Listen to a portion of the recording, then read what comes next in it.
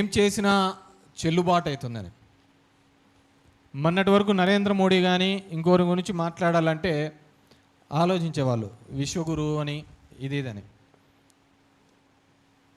ఒక ఎలక్ట్ అయిన పర్సన్ని ఈరోజు ఖచ్చితంగా అకౌంటబిలిటీ ఉండాలా, జవాబుదారీతనం ఉండాలి. ఆ జవాబుదారీతనం కోసం యువత ముందుకు రావాలి, పోరాడాలి అనే దానిలకు మొన్న జరిగిన ఒక ఉద్యమం, ఆ ఉద్యమం అనేది స్ఫూర్తి అని మనందరికీ అని చెప్పేసి తెలియజేసుకుంటున్నాం. ఎందుకంటే ఇదే పవన్ కళ్యాణ్ మాట్లాడినాడు రోజా గారిని, ఏమా డైమండ్రని అని చెప్పేసి మాట్లాడినాడు. ఈరోజు ఆయన అంటే ఇతని కన్నీళ్ళు వస్తానంట. నీకు రాకూడదు నాయన. ఎందుకంటే గతంలో లోకేష్ మా అమ్మని తిట్టినాడు అని చెప్పిన, లోకేష్ మా కుటుంబాన్ని తిట్టినాడు అని చెప్పిన, తెలుగుదేశం పార్టీ ఆఫీస్ నుంచి నా కుటుంబాన్ని ఇబ్బంది పెడుతున్నారని చెప్పి తిట్టిన, మళ్ళీ వాళ్ళతో కలిసి తిరుగుతున్నప్పుడు మనకెందుకు రావాలయ్యా కన్నీళ్ళు, మనకెందుకు రావాలయ్యా బాధలు? అలాంటి వాళ్ళు నువ్వు నరేంద్ర మోడీని చూసి బాధపడతాను అంటే ఇంక నేను నటన కాదని చెప్పాలా, ఏమని చెప్పాలా? ఈరోజు దేశవ్యాప్తంగా జరుగుతున్న ఉద్యమంలో ఎంతోమంది బయటకు వచ్చి మాట్లాడినారు. సెలబ్రిటీస్ పోలీసుల మీద జరుగుతున్న చర్య తప్పు అని చెప్పి విభేదించినారు. ఏమైనారు మన ఆంధ్రప్రదేశ్లో ఉన్న సెలబ్రిటీస్, తెలుగు రాష్ట్రాల్లో ఉన్న సెలబ్రిటీస్ ఎందుకు మాట్లాడలేకపోయినారు? పద్మశ్రీలు పద్మవిభూషణ్లు పోతాయనే, అవి పోలే ఇచ్చిన తర్వాత. ఇన్కమ్ ట్యాక్స్లు, ఈడీలు, ఐటీలు లేకుంటే సిబిఐలు రైడ్లు చేస్తారనే. మీరంతా సినిమాల్లో హీరోలుగా ఎందుకు అయ్యా చేసుకుండేది? మేము కొండవీడి దొంగ సినిమా అప్పుడు చూస్తా అంటే దాంట్లో ఆమె కథరా చెప్తా ఉంటుంది, కష్టాలు ఉన్నప్పుడు వస్తాడమ్మా అంటే వస్తాడమ్మా, వాడు తెల్ల గుర్రం మీద నల్ల ముసుగేసుకొని నల్ల కుక్కేసుకొని వస్తాడంటే ఓ బ్యాక్గ్రౌండ్లో ఎదురే నాకు లేదు నన్నెవడు ఆపలేడు అని వస్తాడు పాట. ఇప్పుడు ఎవడున్నాడు? విద్యార్థులు, వేల మంది విద్యార్థులు ఆడ కొడుతుంటే, తన్నలు తింటూ ఉంటే మాట్లాడలేని పద్మ విభూషణ్లు, పద్మశ్రీలు పద్మ వ్యూహంలో చిక్కుకున్నారంతా. మళ్ళీ మీరు సెలబ్రిటీలు అనేది ఎందుకు, మిగతాలు ఎందుకు మాట్లాడాలా? సామాజిక స్పృహ లేని వాళ్ళు మీరు ఎందుకు అవుతారు సెలబ్రిటీలుగా? దాంట్లో ఏదో మాట్లాడినారని ఒక 15 ఏళ్ళ ఆడపిల్లలుగా ఇన్స్టాగ్రామ్లలో ఉన్న వాళ్ళు ఒక బండబూతులతో తిట్టిస్తున్నారు వాళ్ళను.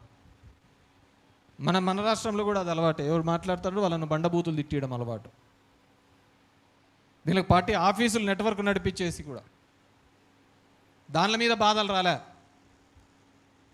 తలకాయలు పగలగొడుతున్నారు. రోడ్డు గడ్డంగా నిలబడి ఈ దేశం కోసం అని చెప్పి నిలబడిన వాళ్ళ మీద కొడుతున్నా కానీ, ప్రైవేట్ వాళ్ళతో కూడా కొట్టించినా కానీ వాళ్ళని చూసి చెల్లించిన పాపం.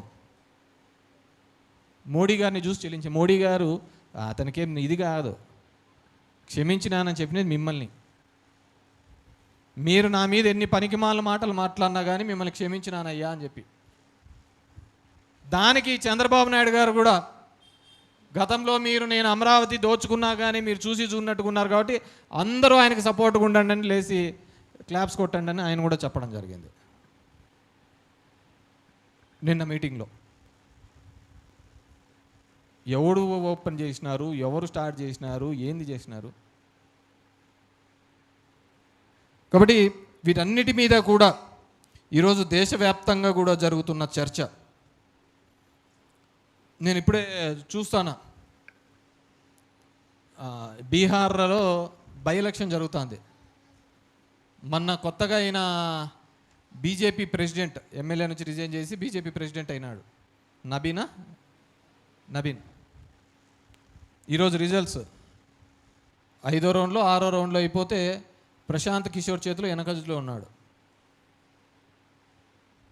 ప్రశాంత్ కిషోర్ చేతిలో వెనకంజలో ఉన్నాడు. నేను ఎందుకు చెప్తున్నానంటే వాళ్ళిద్దరు నాకేం చుట్టాలేం కాదు, జనం అబ్జర్వ్ చేస్తున్నారు.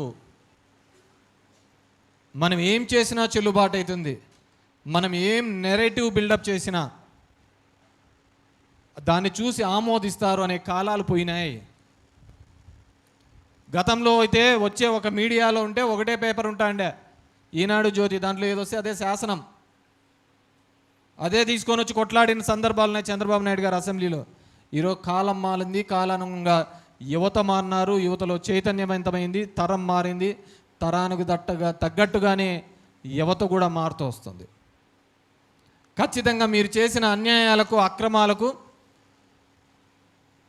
ఖచ్చితంగా ప్రజలు రాబోయే కాలంలో మీకు ఖచ్చితంగా శిక్ష ఇస్తారని చెప్పేసి తెలియజేసుకుంటున్నాను. ఈరోజు ఈ రాష్ట్రంలో డిఎస్సి ద్వారా 3,33,000 మంది ఉద్యోగాలు రాస్తే ఆ 3,33,000 ఉద్యోగాల్లో జరిగిన ఎగ్జామ్స్ పారదర్శకత లేదు, అవకతవకలు ఉన్నాయి అని చెప్పేసి సాక్ష్యాలతో సహా వైఎస్ఆర్ కాంగ్రెస్ పార్టీ చూపించింది. 16,000 మందికి పైచిలుకు మందికి వచ్చిన ఉద్యోగాల్లో నెంబర్ 1కు వచ్చిన ఉద్యోగి నవీన్ ఎందుకు ఉద్యోగం రాలేదు అని చెప్పేసి అడుగుతున్నాం. నెంబర్ 1 ర్యాంక్ వచ్చింది, కోర్టుకు పోయినాడు. కోర్టుకు పోయిన తర్వాతనే వాటన్నిటి గురించి కూడా బయటపెట్టడం జరిగింది.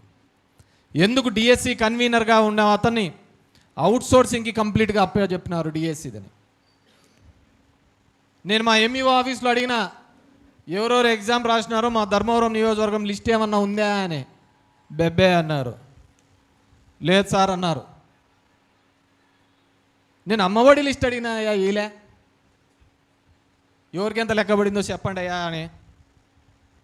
డిఎస్సి ఎగ్జామ్కి ఎంతమంది మా ధర్మవరంలో రాసినారు అని చెప్పేసి లిస్ట్ అడిగినా, లేదంట.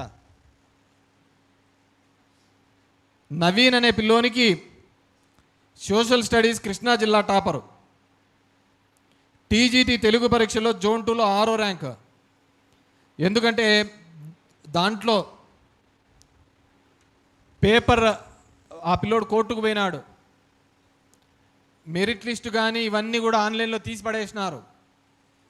మామూలుగా మన సచివాలయంలో ఓ చిన్న పథకం వెళ్ళిన సచివాలయంలో లిస్ట్ అవుట్ అంటిస్తా అంటే, నీకు రాకుండా చెప్పు 30 రోజుల్లో అప్లై చేసుకో, ఇప్పిస్తాము అర్హత కలిగిన జాబితాని. ఈరోజు ఏడైనా జాబితా ఉందా? ఎక్కడా లేదు జాబితా. మెరిట్ లిస్ట్లోంచి తొలగించడం జరిగింది. గతంలో జీవో నెంబర్ 74 అని ఉండేది ఒకటి. ఆ జీవో నెంబర్ 74లో స్పోర్ట్స్ కోటా 2%. 2% జీవో నెంబర్ 74లో తీసేసినాడు. జీవో నెంబర్ 74 తీసేసినాడు. కొత్తగా GO number 4 and GO number 47 అని 2 జీవోలు తీసుకొని వచ్చినాడు. ఆ జీవో నెంబర్ 447 ప్రకారం ఆ 2% 3% చేసినాడు. చేయడమే కాకుండా DSC TET, teaching entrance test TET, అదేవిధంగా డిఎస్సి, ఈ 2 ఎగ్జాములు కూడా అవసరంలే, వాళ్ళు ఉద్యోగానికి క్వాలిఫై అయిపోతారు స్పోర్ట్స్ కోటాలో అని చెప్పేసి ఒక ప్రత్యేకమైన జీవో తీసుకొని వచ్చినారు. గంగాధర గన ఆ పార్టీలోంటి ఈ పార్టీకి ఆడో చోట ఐవార్గా చూసి ఉండొచ్చు అతన్ని. మా పురుషార్థం కూడా అయిపోయింది, ఏదో దాంట్లోకి ఐవార్ అయిపోయింది. అట్లుంది వాళ్ళ జీవోలు, తెచ్చిన జీవోలు. కామన్ సెన్స్ ఉన్నాడు ఎవడైనా కానీ పరీక్ష లేకోకుండా, వాళ్ళు ఓన్లీ పీఈటీ టీచర్లే కాదంట, సబ్జెక్ట్ కూడా చెప్తారంట. అతను పూటకు వచ్చే కదా అక్షరం వద్దా లేదా తెలిసేది, దానికే కదా పరీక్షలు అనేది పెట్టేది, దానికే కదా కాంపిటేటివ్ ఎగ్జామ్స్ అనేది పెట్టేది. అవి కూడా పెట్టలే, ఆ కాంపిటేటివ్ ఎగ్జామ్స్ కూడా పెట్టలే. ఎగ్జామ్స్ అయిపోయినాక మళ్ళీ ఇంకొక తెచ్చినారు, జీవో నెంబర్ 56 తెచ్చి ఆ రెండింటిని రద్దు చేసినాడు 4:40 ఎగ్జామ్లు అయిపోయినాక. ఇంకా అనుమానం రాదా ఎవరికైనా? ఎవరికైనా అనుమానం రాదా చెప్పు? ఇంట్లో మనం ఎవరికి బీంచోలు ఇచ్చిపోయి ఉంటాము, వచ్చేకల్లా లాక్ చేసి ఉంటుంది, ఇంట్లో అంతా ఎత్తేసి ఉంటాడు. ఇంక బీంచో లాక్ చేసిన అడుగుతాను లేదా, ఏమి అడిగిపోయినాయి రా మొత్తం అంతా అని. నువ్వు ఒక్కనే పోయినావు ఇంట్లోకి, సామాన్లు అడిగిపోయినాయంటే నువ్వే పోయి ఉంటావు. ఆ విధంగా జరిగినాయి. దీంట్లో ఎవరెవరికి ఇచ్చినారంటే పథకాలు సాధించిన వాళ్ళకి కాదు, పాల్గొన్న వాళ్ళకి ఇచ్చుకుంటూ పోయినారు. ఎందుకంటే ఈ పాల్గొన్న ఇచ్చుకున్నలలో సాఫ్ట్ బాల్ అసోసియేషన్ అధ్యక్షుడు ఎవరు అంటే మన ఆముదాల వలస టీడీపీ ఎమ్మెల్యే కూన రవికుమార్. అదేవిధంగా జూడో అధ్యక్షుడు, ఇలా ఆడియల్ల అయ్యా ఫస్ట్ ఊరికి అధ్యక్షులు చేసే ముందు ఆడియల్ల గేమ్. ఇప్పుడు కేసినేని చిన్నీని క్రికెట్గా చేసినారు, అతన్ని ఆడియల్ల ఫస్ట్ ఏదో దాంట్లోకి తెలుస్తుంది అప్పుడు. ఇంకో అతను బాలయ్య రెండో అల్లుడు, చిన్నల్లుడు, ముద్దులల్లుడు, గీతం యూనివర్సిటీ అధినేత, విశాఖపట్నం ఎంపీకి ఆయన సాఫ్ట్ బాల్ అంట. ఆయన 38 సర్టిఫికెట్లు ఇచ్చినాడు పాపం పేదోళ్ళకని. అదేవిధంగా ఆర్చరీలో జాతీయ స్థాయి గోల్డ్ మెడలిస్ట్ అయిన దుర్గయ్యనే పాపం పిలిచినారు 1:1 ఇంటర్వ్యూకి. పోయినాడు పాపం ఇతని సర్టిఫికెట్లు అన్నీ తీసుకొని పోయి. అతను గోల్డ్ మెడల్ గెలిచిన అతనికి సర్టిఫికెట్లు పరిశీలించి ఉద్యోగం ఇలే పాపం. నువ్వు బస్సు పెట్టుకొని డైరెక్ట్గా వచ్చావో లేదో కనుక్కోవడానికి పిలిచినారు అతన్ని అంతే. అది కాకుండా జిల్లా లెవెల్లో, యూనివర్సిటీ లెవెల్లో పాల్గొన్న వాళ్ళందరికీ ఉద్యోగాలు ఇచ్చినారు. జిల్లా లెవెల్లో, యూనివర్సిటీ లెవెల్లో పాల్గొన్న వాళ్ళకి అందరికీ ఉద్యోగం. ఇక్కడే తెలిసిపోతుంది కదా దీంట్లో ఫ్రాడ్ ఉంది, స్కామ్ ఉంది అని చెప్పేసి. ఒక టీచర్ పోస్టుకు 15 లక్షల నుంచి 20 లక్షలు ఖర్చు అవుతుంది అని చెప్పి ఒక ఆడియో లీక్ అయింది. గవర్నమెంట్ సిమ్ పెట్టి వాట్సాప్ కాల్. అది విత్ ఆధారాలు, ఫోను, ఫోటో అన్నీ ఇస్తే ఆయన పొద్దున పట్టుకొని వచ్చి సాయంత్రాన్ని పంపించినారు. వాళ్ళ ఇంట్లో ఏదో శ్రీమంతం ఫంక్షన్ ఉన్నట్టు.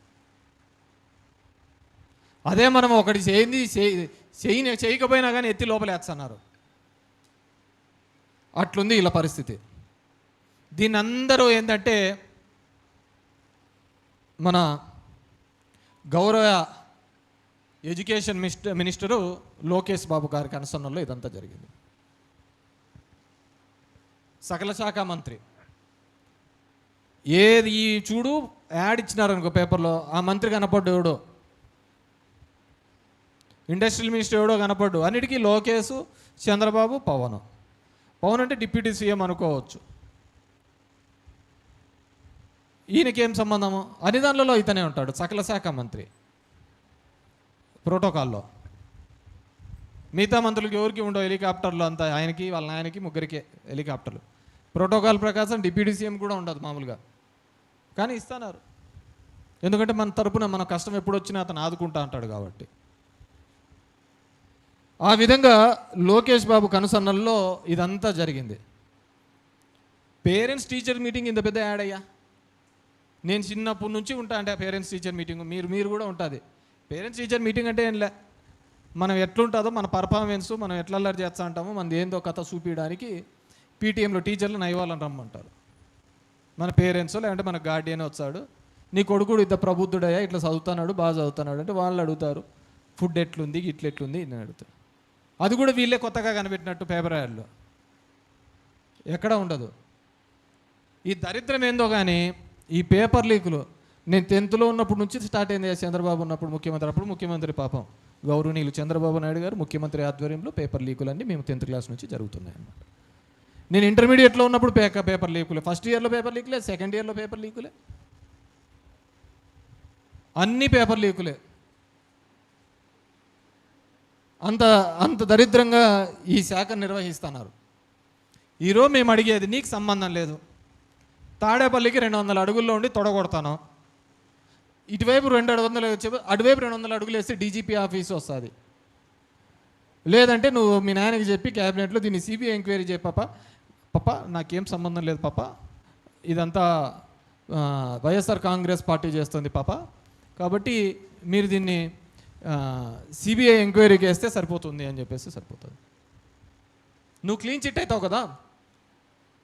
లేకుంటే 3 లక్షల మందికి జరిగిన అన్యాయానికి ఈరోజు ఈ రాష్ట్రంలో బాధ్యుడు ఎవరైనా ఉన్నారు అంటే అది కేవలం ఒక్క నారా లోకేష్కి మాత్రమే చెందుతుందని చెప్పేసి తెలియజేసుకుంటున్నాను. డిఎస్సి మీద ఎంతోమంది నిరుద్యోగులు ఎంతోమంది ఆశలు పెట్టుకుంటారు. నువ్వు 20 లక్షల ఉద్యోగాలు తెచ్చినానన్న ప్రైవేట్ ఉద్యోగాలు, మొన్న కేంద్రం రిలీజ్ చేసిన దానిలో అత్యంత తక్కువగా ఉండేది 26వ స్థానంలో ఉంది అంటే అది మన ఆంధ్రప్రదేశ్ అని చూపిస్తున్నారు. పెట్టుబడులు 20 లక్షల కోట్లు అని చెప్తివి, కేంద్రం రిలీజ్ చేసిన దాంట్లో 6,000 కోట్ల రూపాయలు పెట్టుబడులు వచ్చినాయని చెప్పినాడు. గణాంకాలన్నీ వాళ్ళే చెప్తున్నారు. అదేదో జల్సా సినిమాలో ఉంటాడు చూడు, వాడు దొంగ ఏం చేసినా ఇట్టే దొరికిపోతాడు అని చెప్పి బ్రహ్మానందం చూసి, అట్లుంది. జులాయా జల్సా అంటే అతను కదా.